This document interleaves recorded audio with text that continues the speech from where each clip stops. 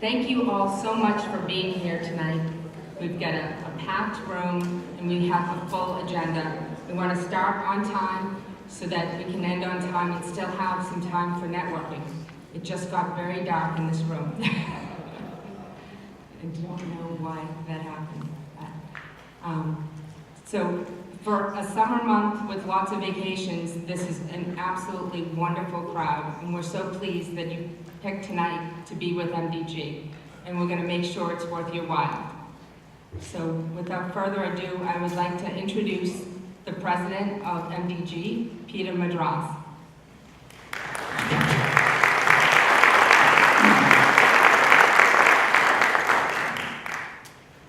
That's right. Thank you, Lisa. Thank you all for coming. Again, as Lisa said, in the middle of summer on a beautiful August evening, it's terrific to see everybody here. There are a great many people in the audience who are not familiar with MDG, so I'm going to give a little description of what MDG is now. This is a personal description. I think MDG is a family, and if you talk to different people who have been with MDG for a while, you might get slightly different impressions. MDG is a big welcoming group for people who are in the biotech, medical tech community. For people who have transitioned in from pharma, you will notice an incredible difference, and people come to me with that difference all the time. Pharma is definable, it's got its rules, its regulations, and its mission. Its mission is simple: make a chemical that'll make me better. Try to put a mission like that on the table for medical devices. It cannot be done. Medical devices are everything from, pardon me, rectal gloves to pacemakers, and it's not a homogeneous entity. However, there is a home in the medical technology field, and that is this group. We encompass members from every branch of science, every branch of engineering, mathematics, corporate management at all levels, investors, caregivers, all held together really by an intellectual curiosity and interest in where medical technology is taking us. And it's a fascinating journey. I think that there's no better place for that journey than the city of Boston. We're different from Silicon Valley, we're different from Minneapolis, we're different from Research Triangle. I think this is the intellectual hub of developments in medical science. And MDG is probably the friendliest, most welcoming home for people in that arena, who want to enter that arena or who are in that arena. Our talks, our forums are unique. We tell the speakers these are not scientific papers that they're giving. There is no peer review. There isn't publication. We say to them, be speculative, be visionary, tell us where you want to be, where you're going, what your problems are. One rule, no science fiction. We tell the audience, you're all professionals, be consultants. Some of you will have encountered similar problems. Discuss them at the meetings. This is a conversational group, and the forums are meant to bring everybody forward in the many disciplines that go into the field of medical development, medical technology. With that in mind, we have an outstanding forum starting our new season on September the 13th. One unique thing about MDG is people don't seem to want to or be able to say no to us. We have invited world-class speakers for this forum. It's a two-part, one part devoted to concussion, the other part to spinal cord injury. We not only have people world-class all centered here in Boston. We have at least one person who's going to present material that has never been presented before. And while it still is in a formative stage, it is convincing enough to be absolutely startling, and if borne out and repeated, as I suspect it will be, this is certainly Nobel Prize consideration material. And that will be presented at the September Forum. So mark the date, September the 13th. It's a half-day event running from about 3 in the afternoon till 8:30 at night, and it promises to be absolutely outstanding. So with that, I just want to thank Lisa Sasso, who put this program together. Lisa is one of our longest-standing MDG members. She had been president of this organization, and she is still faithfully bound to us. She motivates us, she mothers us, and she is always available. Lisa not only takes a sort of personal interest in this particular meeting, transitioning into the biotech industry, but Lisa has written a book on motivation. She's a nationally recognized motivational speaker. We had hoped to have the book here tonight. Apparently it was printed today. It didn't make it here. However, the book is available if you want to purchase her book. It will be at a reduced price, and half the revenues will be going, I believe, to Children's Hospital. So you can sign up for Lisa's book here tonight. I've probably got a lot more to say, but somehow I've got to censor myself. So I'm going to ask Lisa to come back, continue this meeting. Once again, thank you all for being here.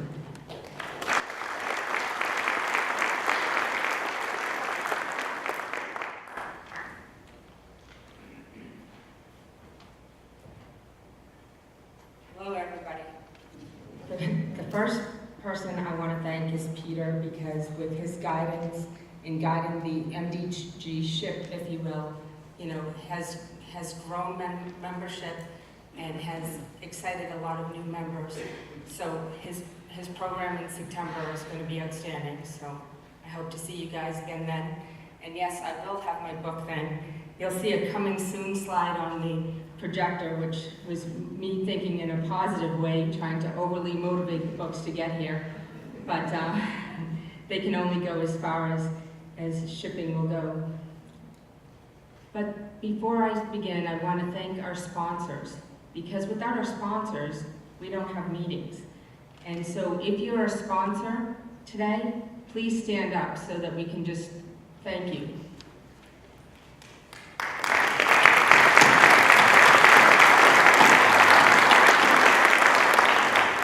Great. Tonight we also invited some recruiters, because I know from doing this meeting in the past that there are several people in here that are job hunting. So first I'm going to ask those people to stand up so everybody can look to who you are. And if you're looking for a job, stand up so we can see. I'd say that's, whoa, that's, okay. That's probably about 75% of the room. Great. Now, here's your next cue that you might like. Who here are recruiters? Because we invited several of them, and I don't know how many actually came. There's one there. There's more than that. Okay, look, this is all your business. Okay. All right. There is definitely more than that, but maybe they're in the bathroom or somewhere else. So Peter gave me a gracious introduction. Honestly, I love this organization, MDG.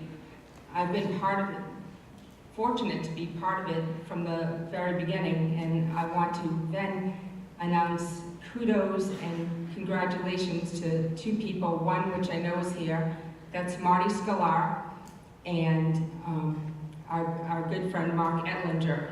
Can you two stand up if you're here, just so people see who you are? There's Marty right here in the front. Excellent. The story is, the day before September 11th, 4 gentlemen got together to have beer and pizza, and they came up with MDG. And it was started by 4 engineers. And here we are now with several hundred members and still going strong. 16 years later, it'll be our 16th year anniversary next month. So I just want to always thank Marty for his vision and for his perseverance to start an organization. We were one of the first organizations before a lot of these other M2D2 and Tech Sandbox and a number of other groups took wings after we started ours. But, and I was fortunate to be the president after Marty and to take over from his lead. But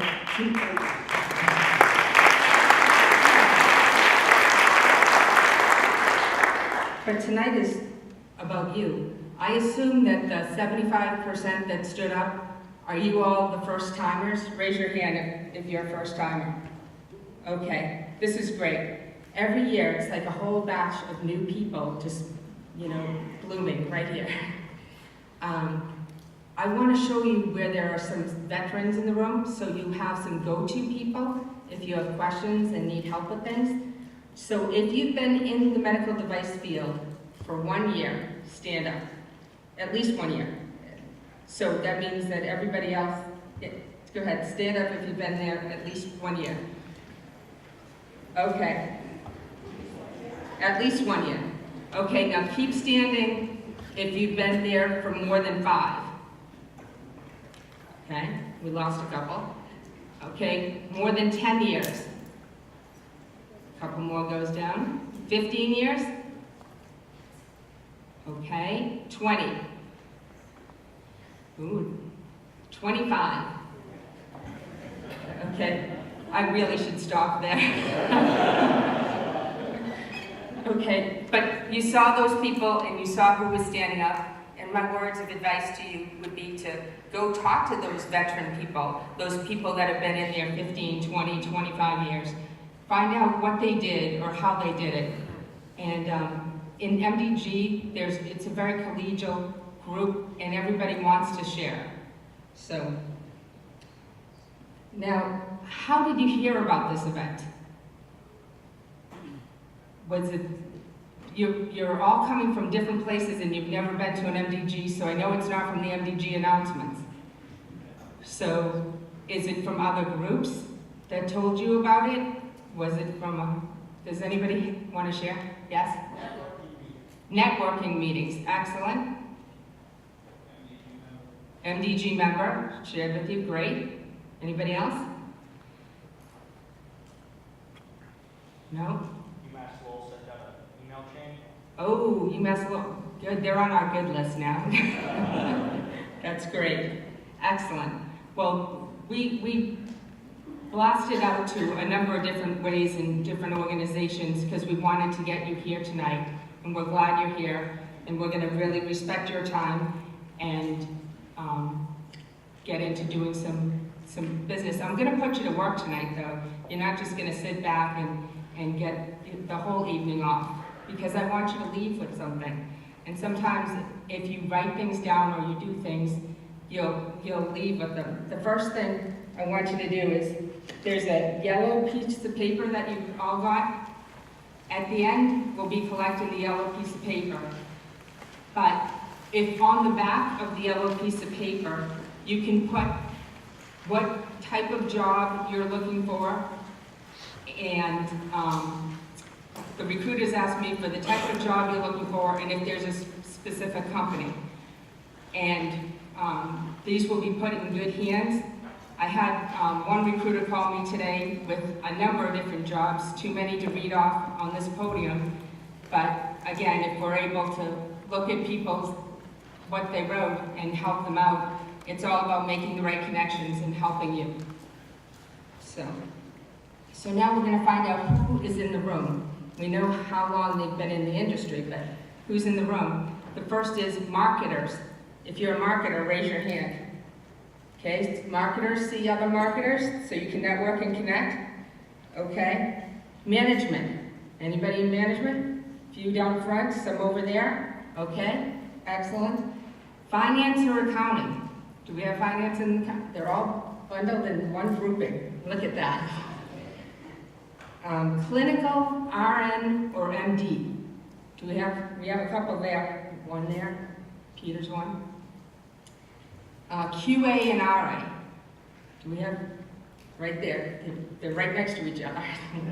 Okay, but see, now you know each other because you have something in common. You can exchange cards later and have a nice little networking adventure. Customer service. Anybody in customer service?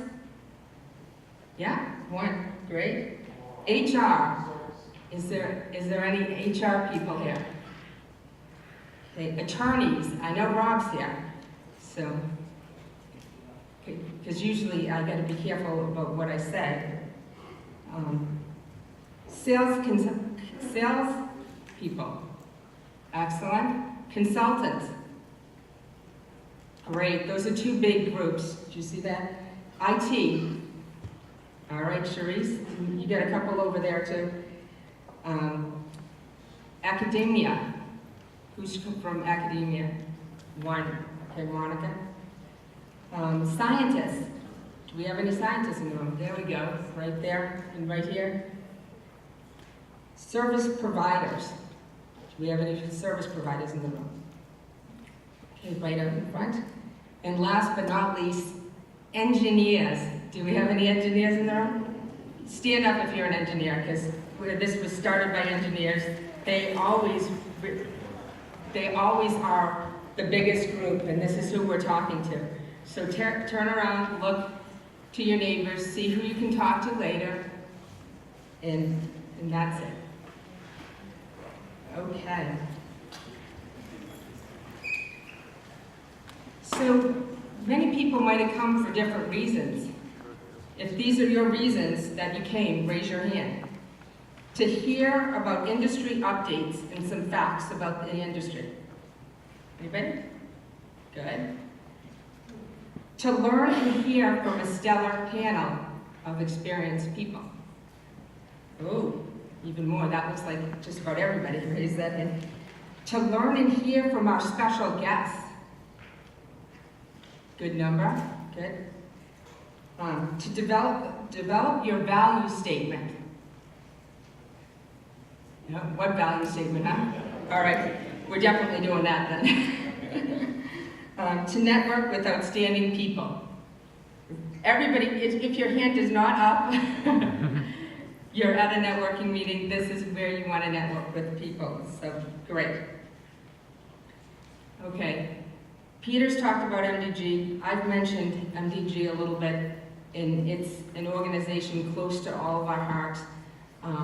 I would like to just at this time invite Paul Hartung to the stage so that he can share with you just a minute of membership.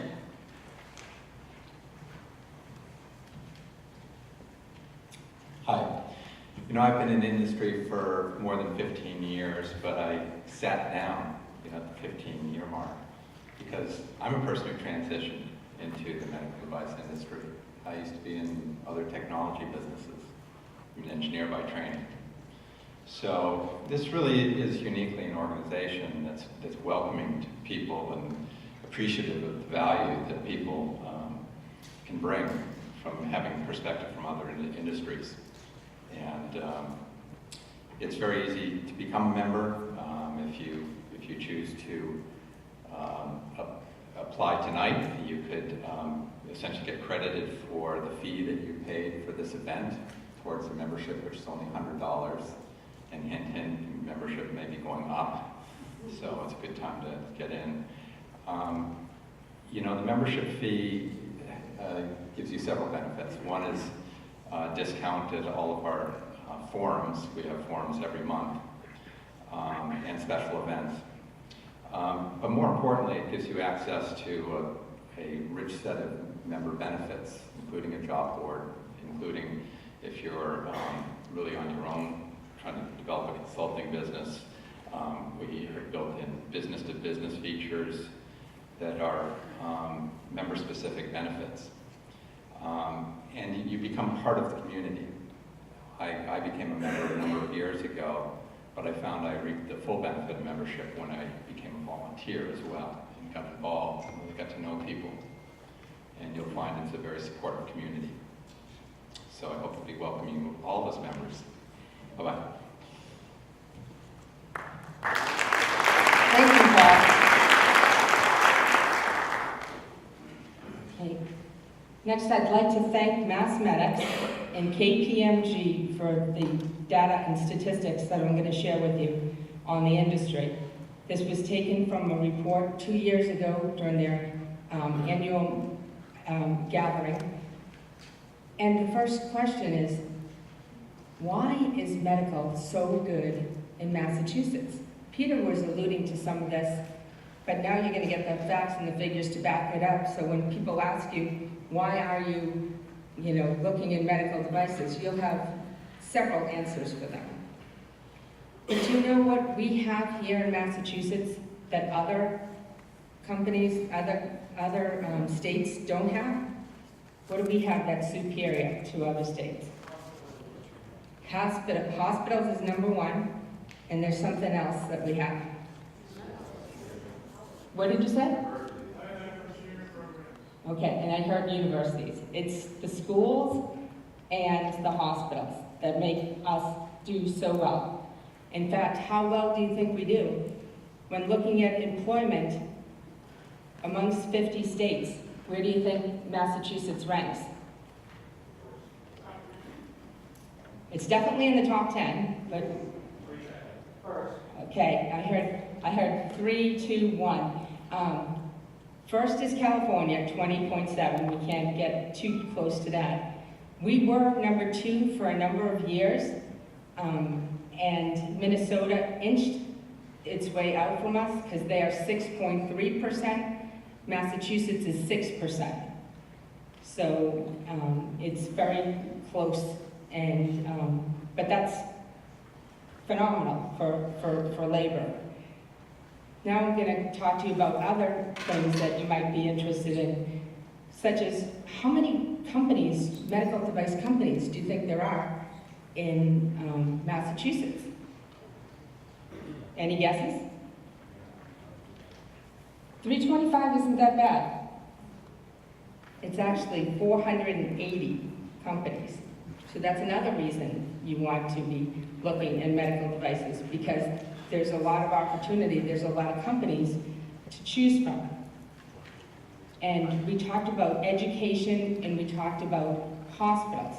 Well, if you look at education, what makes Massachusetts unique is that 66% of people have some form of college education, followed by 45% of people that have at least a bachelor's degree, followed by 25% of people that have a degree in STEM, and you all know what STEM is: science, technology, engineering, and math.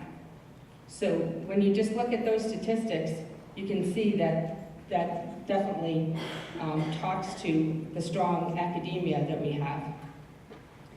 But economically, Massachusetts tops the states in federal R&D and VC.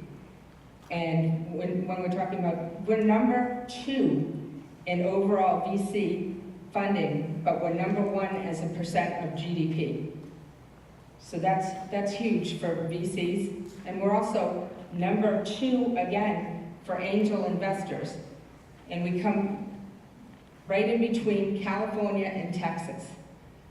So, and this is absolutely impressive when I tell you the next figures, which is that Massachusetts ranked what number in technology IP licenses held by hospitals, research institutes, and universities? What do you think? Whoever said number one, you're absolutely, positively correct. We're number one in IP. And so Massachusetts is also ranked number 2 in PMAs and 510K approvals. Now I understand that this might be your first medical device meeting, so these terms might not mean that much to you, but a PMA is a pre-market approval. And it's pretty important. When there's no predicate devices, you have to go through a certain way to get your product approved. And Massachusetts ranked number 3 in overall patents per capita. So we have the IP, we have the patents, we have the employment, we have the funding, we have the angel investors. I mean, we really have a lot going for us here in Massachusetts. And there's another thing that makes Massachusetts equally interesting, and it's something called M&A, mergers and acquisitions. There are 2 big mergers and acquisitions in the last couple of years. Does anybody know who they are or who one of the parties are? Medtronic and Covidien, that's right. And that was, by the way, that was $46.9 billion. Okay, does anybody know? I know those numbers are outstanding. Does anybody know who the other one was? Abbott. No. Boston Scientific. No. Boston Scientific has bought things, and Abbott has recently bought St. Jude. But Thermo Fisher, who said that? David said it. I thought that one of our panelists who works there was going to say it. But Thermo Fisher and Life Technologies, $13.6 billion. So those are 2 M&As.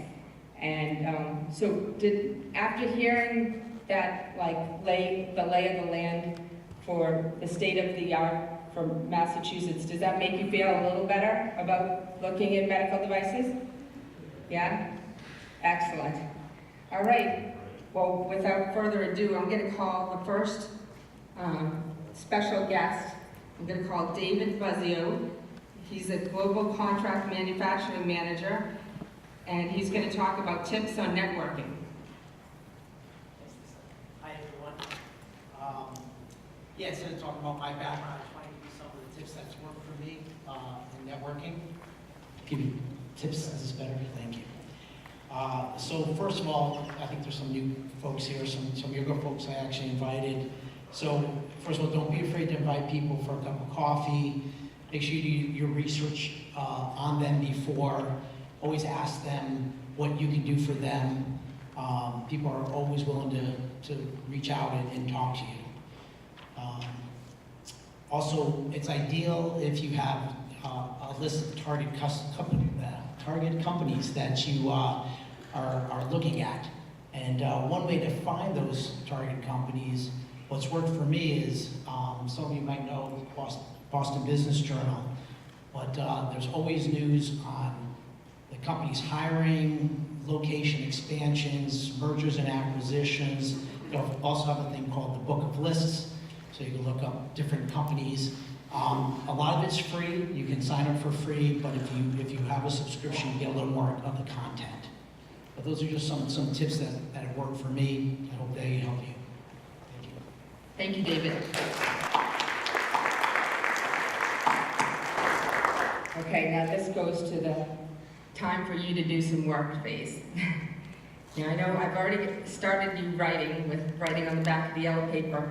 Now I'm going to ask you if you can hold up this piece of paper, which is colored paper with red, white, and blue, because we're being patriotic today. And I'm going to talk about a value statement. And what a value statement is, this is kind of like your elevator pitch. This is a nice, quick, easy way for you to be able to tell somebody in 30 seconds or less what you do and who you do it for. So the first part is I, and then there's a blank, and that blank is for your name. So you can all fill in your name right there. I Lisa Sasso. Now I want you to choose a verb. If you help, aid, assist, or empower. So I, Lisa Sasso, empower. That's my verb. You pick yours. And then the who. Who are you empowering? And for me, it's medical device professionals. So I, Lisa Sasso, empower medical device professionals to achieve, or you could write to do, what? To achieve their personal and professional goals with confidence, accountability, and balance. That's mine, but I want you to write yours out so that you have it. And I'm gonna give you a minute because I'd like for you to turn to the person next to you and for you to you do yours and them do theirs. And this way, you've met a new friend that you might not have known before, and you get to actually practice something that's put in place. And also, if I make you do it with somebody, it ensures that you actually did it and get it done. Do we have any brave souls that are going to come up here and share? Okay. All right, I see Maria and Cherise, so we'll take you both. Maria, come on up.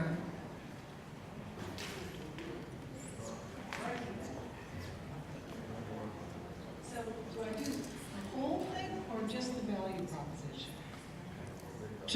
Just share your value proposition. So just to let you know, you'll be working on your value propositions for the rest of your professional lives. God knows I have been. So I, Maria Shepherd, help medical device executives, and this was the hardest part of all, make strategic marketing, business, and product development decisions with reduced risk and increased profitability. It's been really, really hard to get to that. It's taken years and years and years, so you just have to keep trying. But this little algorithm here is a really good way to start. Great, thanks. Cherise? I, Cherise Sebastian. As an IT support superhero, I passionately empower end users to be more effective with technology, with patience, confidence, humor, and accountability. Good.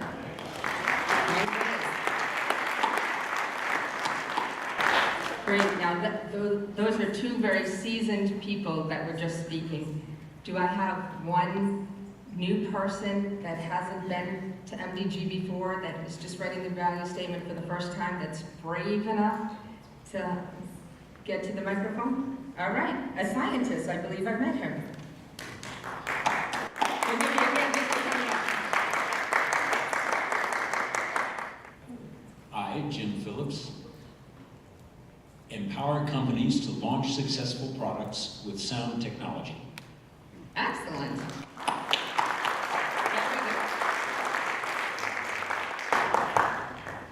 Okay, that was excellent. That wasn't too painful, right?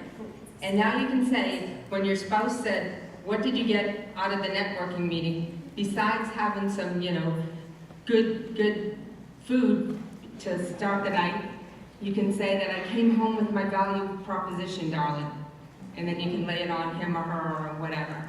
But I'm sure they'll be as excited about that as you will be. So now we're switching it up, and I'm going to ask the panelists to come up here to join me, and we are going to hear their stories and their education, their background, how they got to where they are today. And at the end of that, you will have a chance also to ask them questions. I have a number of questions that I'm going to ask them first, and then you're going to have your own questions. And we still have many special guests here to share their pearls of wisdom with us. And before they come up, I'm going to ask Steve Lachansky to give his pearls of wisdom.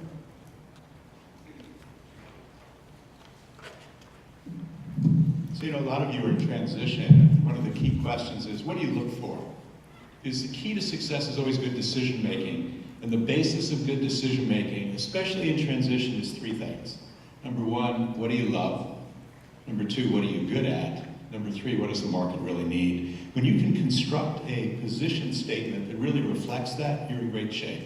And I'll give you an example of what doesn't work. Because as a kid, my specialty, my dream was to be a professional baseball player or a rock and roll star. I loved it. I had the same problem with both of those desires, and that I was no good at them. Serious lack of talent. So make sure that not only you love what you're doing, but you've actually got the talent and the capability to do it, but also construct it so that the marketplace really pays attention. Excellent, thank you. First time in the last 11 years that we ever had an all-female panel and moderator at MDG. So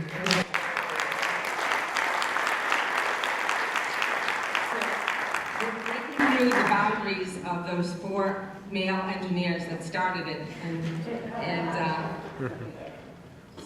but it's exciting to see so many people. I actually worried about this about a week ago, wondering if I knew I had a stellar panel, so I wasn't concerned, but I was wondering if people would look and say, oh, they're all the same gender, they're not going to represent me. But I'm glad to see that you guys had the foresight to see beyond that and to come to this meeting. So before I give the mic to them to tell their stories, I thought I'd just take a couple minutes to tell my story, since I also transitioned into medical. Have you ever wanted more out of life? To achieve your personal goals as well as your professional? To truly honor your values? And to live your life in balance and maybe even in gratitude? If this resonates with you, this is exactly what I do. My name is Lisa Sasso, and I'm an executive coach and a motivational speaker. I also help people transitioning into the medical device arena, both into and within. And I too transitioned in more than 20 years ago. I left a successful career at Filene's in retail, where I was promoted 4 times in 4 years, and I was working for the controller and the CFO, to get into USCI CR Guard. That was a cardiology division, and I went in under a title of Senior Sales Systems Analyst, was my title. But 6 months later, Maria Shepard, who was just up here, left her position as a market research manager, and I got quickly promoted into that spot. And then from there, got into product management and worked under the auspices of 3 presidents who mentored me. And they encouraged me to go back to school to get an MBA. A bachelor's in economics and a bachelor's in marketing, but they encouraged me to get my management MBA, and that was great. So now, saddled with education and experience, I went on to start Ratty Medical Systems Incorporated. And Ratty was a wholly owned subsidiary of a Swedish parent company. And we did sales, marketing, distribution, and clinical studies. And it was a very profitable and a good venture. We went from 0 to $28 million with the inside sales team, clinical team, and management team. We grew the company quickly. We had triple-digit growth. We had products that were a standard of care, and they were unique enough to the industry that our products got noticed and got spoken at physician meetings. I had a great life at Ratty Medical. I had a great house, a great spouse. I had a great car, great people that I worked with. Everything was just perfectly aligned, but was it? There was one thing that I didn't have that I would pay any amount of money for, and that was that of a child. See, in the first 5 years I was at Ratty, I traveled to 46 states in a 5-year time frame. So you can do the math. It doesn't equate really easily to getting pregnant. So I had to leave the job that I love in order to go for the job that I was made to do, and that's to be a mom. When I first left, it was difficult. It was difficult just getting pregnant. And I finally did, and then I lost the baby at 10 weeks. But that didn't stop me. I knew that I could get pregnant, so I was going to get pregnant again. And I got pregnant with my son, and they told me he would the baby, I didn't care if it was a he or she, the baby would have severe cardiac defects. And they strongly advised me to terminate the pregnancy. I'm a Christian, I'm Catholic, there's just no way. It didn't matter what this baby was going to be like, it was going to be my baby, and I was going with it from that. And at the time all this was going on, believe it or not, I was MDG president at the time, and just juggling different balls and also doing coaching. But my focus was truly on motherhood. My son was born on April 23rd, and he did have the severe cardiac defects, but he was alive. They gave me a 50% chance that he wouldn't make it, which of course, to somebody that's a positivity person, that's a 50% chance that they will. And my son was in ICU for the first 4 weeks of his life, and then we got him home to our house, and he was on medication round the clock, 24/7, and he had a cardiac monitor which was watching him every day. Fast forward 3.5 years, he had ablation surgery and he had open heart surgery. But he was doing well and still keeping up with his peers. Fast forward 6.5 years later was August 1st of this year. He's not on any medication, and he, on August 1st, got his cardiac monitor removed from his body. So we're very thrilled and very excited about that.